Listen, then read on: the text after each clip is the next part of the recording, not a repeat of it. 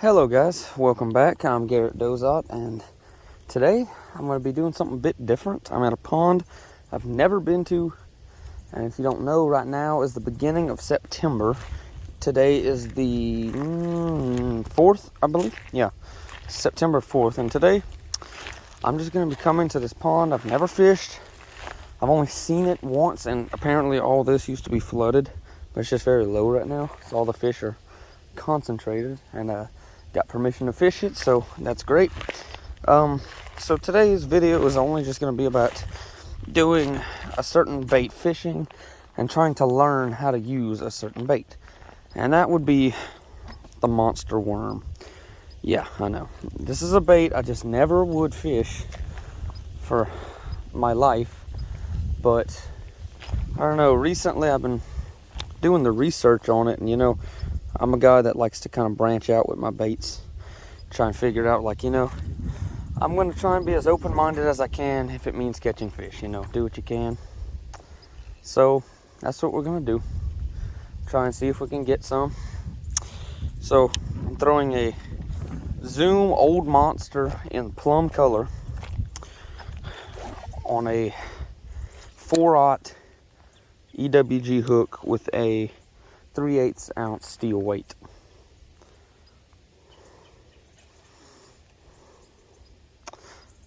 First cast in. Not feeling too much on the bottom.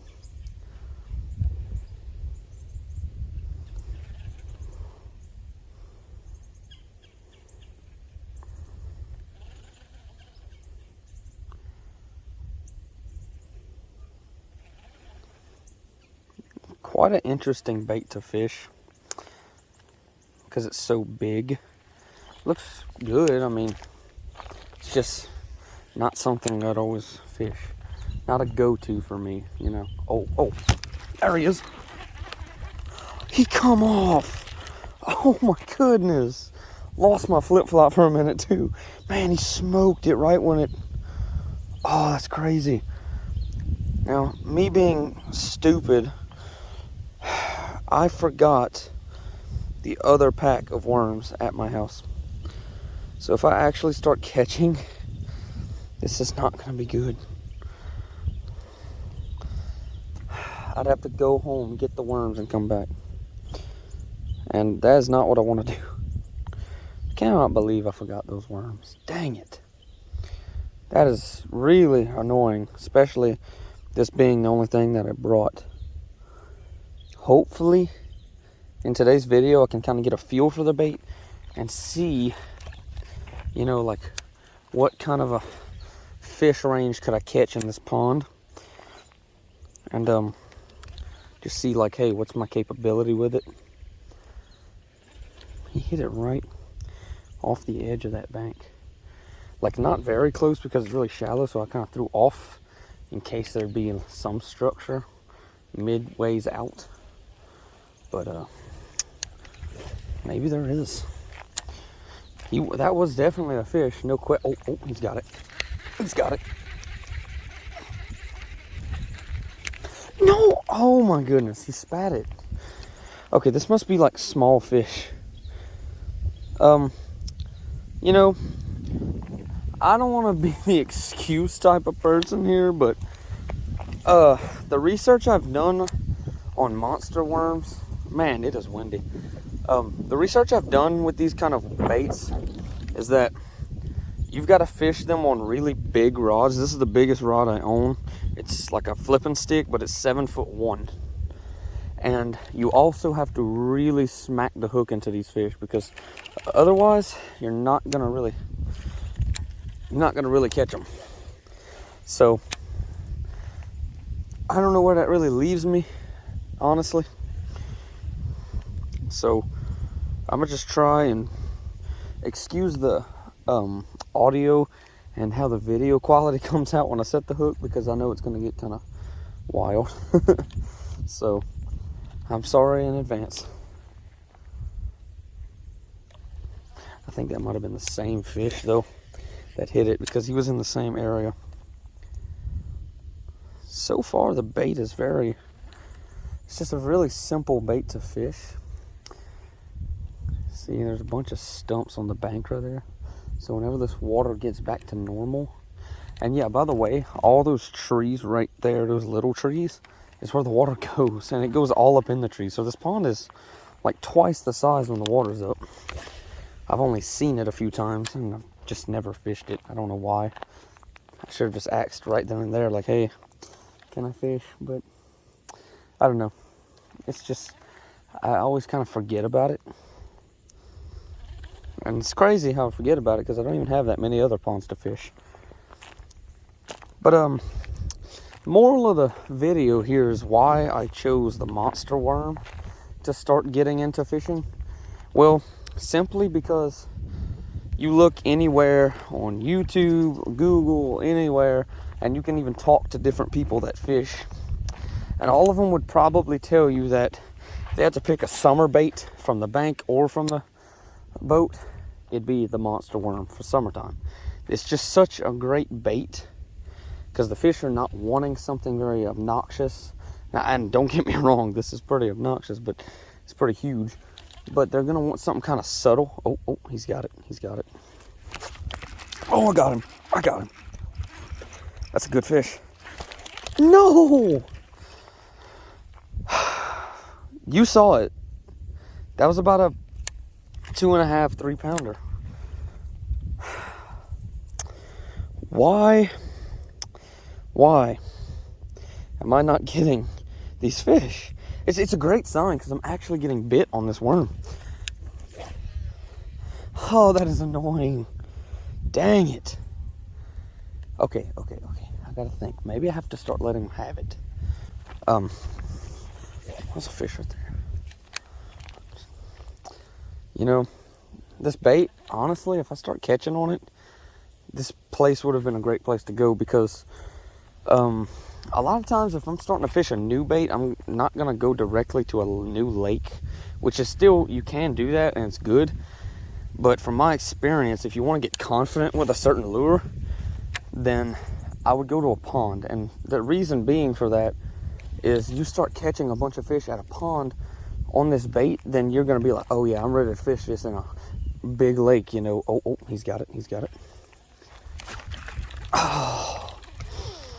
I'm not liking this result. I'm really not liking that result. They're not eating this bait.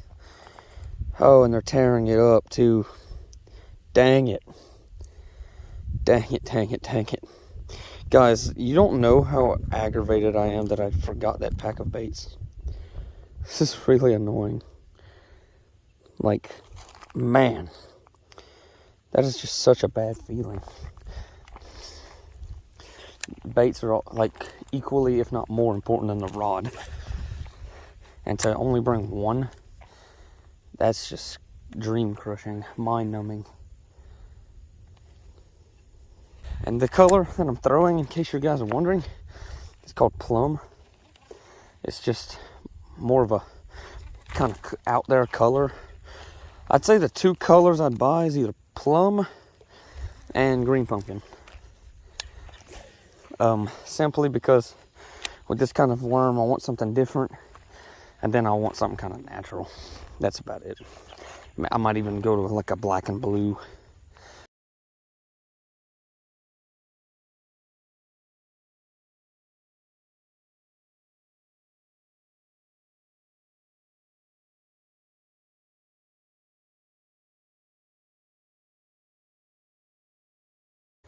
Oh, guys. Oh, he's got it. I'm going to let him take it. Oh, got him. It's a little dude. Ooh.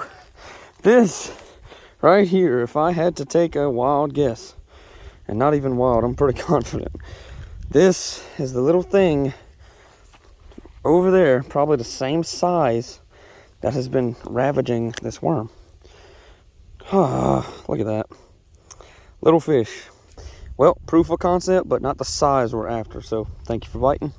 Be free. Wow, just look at that worm. And that right there is proof. And a lot of people have the problem with this worm. They'll hook this part like right here because they think like they'll choke it up on the worm And the problem with doing that is it's going to get bunched up at the end. And you really don't want to do that because it's depleting your action and the overall presentation of the bait. I don't want to choke up my worm at the end because they think that that's too big to get in a fish's mouth. Well, I just caught a 10-incher on this worm. I just had to let him take it a bit. But yeah, bass, I'm talking, not fish, but bass have no problem getting a bait like this into their mouth. I think that's a ridiculous argument. Because when a bass eats a lot of things, they just go up to it and open their mouth, and like whatever's in front of them comes in there because it creates a suction. And they're gonna suck whatever it is. And this worm, when sucked like that, becomes a little ball, and they can get that hook a lot better. So yeah.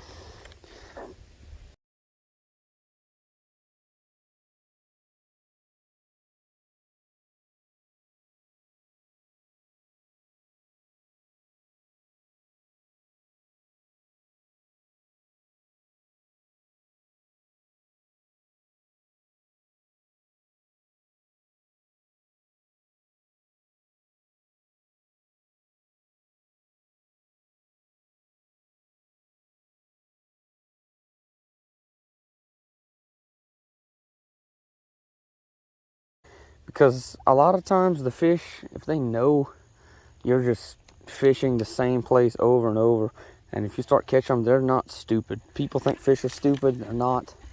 They're gonna figure you out. Oh man, I get caught here all the time, so I'm gonna move. You know, they're not stupid. They're very intelligent species. So, oh, get a bite. Just gonna let him take it. Oh, dang! I let him take it too. Might have been a small fish. Look at that. Totally mangled the worm. I hate how they're doing that to my poor bait. Having to break a piece off every few minutes. See, now that I'm fishing here, I'm starting to try and develop a pattern for myself. Because I noticed on that side, and now I can actually see kind of, I don't know if the camera can see it, but now I'm actually starting to see why I was getting bites over there, because it's a ledge. Like where they dug the pond, you can see a certain ledge of where the fish were, and that's vital information. Look at this, bro. That's not good. That is really not good. Wow. Yeah, next fish, this is over. That is not good. Stupid, bro. Why did I not bring the other worms? That's really bad on my part. But yeah, I can actually just see the structure, and I think that actually held fish. But I'm gonna keep trying with this worm until I just can't no more. Too bad I don't have a little bit of super glue on me. I could just glue this bait and keep going. That'd be actually really cool. Get a few more lives out of it.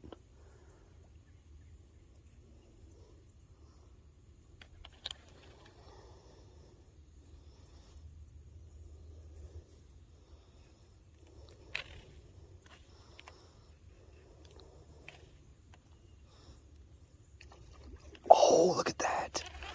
Oh. That was a fish chasing bait fish. I know that was a bass. Did you guys see that?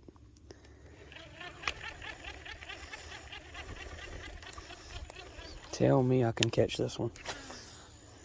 Oh, perfect. Right in the spot. That was shallow though, bro. That was like really shallow.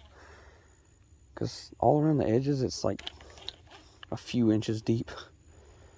You can just see the bottom all the way around.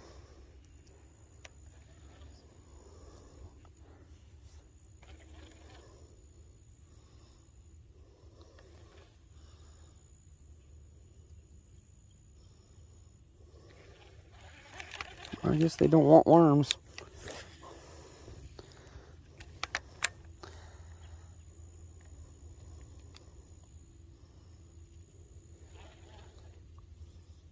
There's a bite.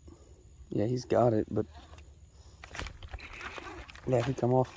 See, these fish that are biting it, I believe, are just little. Like he barely even hurt this worm, which I'm thankful for, not gonna lie, but yeah, a lot of these fish that are biting, not too big of a fish. They're not giant. I'm just a bit disappointed in myself that I didn't put the smackdown hook set on that other one I caught. Like, I think the camera caught the fish jumping out of the water, but he was like that fish was like just about a 3-pounder. Now, that was a nice fish. Really pretty fish.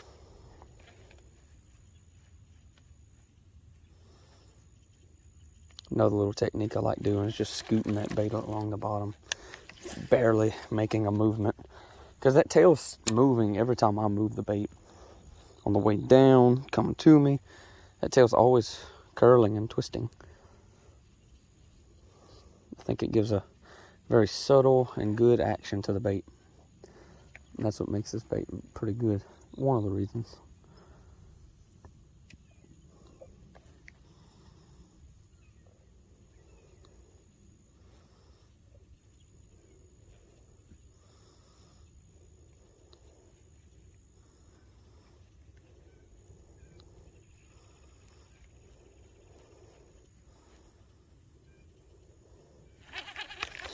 Well, they're not a fan of that.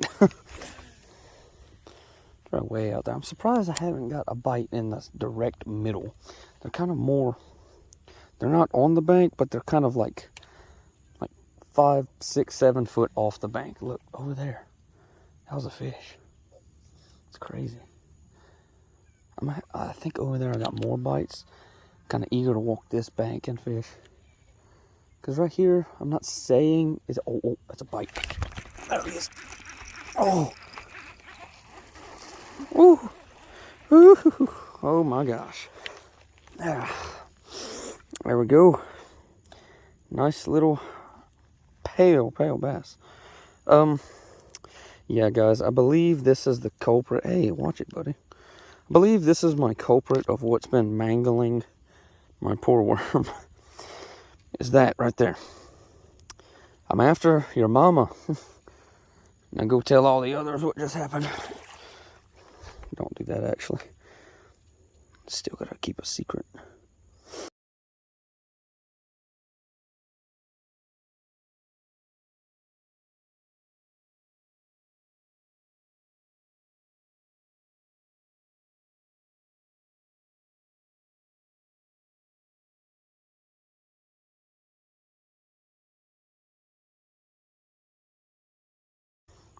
I think a lot of people miss that concept with a Texas rig. That whenever you're out of the strike zone, never forget to, oh man, never forget to just slowly reel it to you. Like you're kind of fishing a swim jig, you know, or something. There he is. Oh, right when it hit the water. Stay on. That's a little one. No fear to be a monster. But on this channel, we teach people how to, oh, sorry, buddy. We have to teach people how to be satisfied with the fish they catch. And I am satisfied with this fish. See, that's a very main key when you catch fish. You're lipping them, but if you notice, those little burrs that we all call them, like the little sandpaper. A very good point, I threw him right in the mud. A very good point is to always notice, what do they feel like? So on that fish, I felt the other ones were kind of medium, like just normal, but that one especially were sharp. And what does that mean, Garrett? Well, I'll tell you. When you catch a fish that's little teeth like that, or they're called crush plates. That's oh, man, guys, this is awesome. Oh no. Well, easy release. Guys, I think I found a spot where they're at. Like I was saying, you gotta find where they're at. I think they're right here, because that was the second cast in a row. It just got smoked right when it hit the water. Bass come hit it right at, oh, he flung the worm off. Oh, just watched it sink right there. Oh. Well, at the end of the day, there. The fish was not harmed in the making of this video. Be free. Well, I think I'm gonna have to end the video here. I'm out of worms. I hate that I didn't bring other worms, but I don't know. Not the only time I'll be coming to this pond. Hopefully I'll come back with more worms and put the hurt on these fish. Thank you guys for watching. Thank you for supporting the channel. I know I haven't been posting in a while, so it's kind of a little gift. I know I didn't catch nothing crazy, but I don't know. For me, the video is more towards me because I wanted to see how the monster worm works and really get a feel for it. And I think I did in this video. So thank you guys for watching. I'll see you in the next one.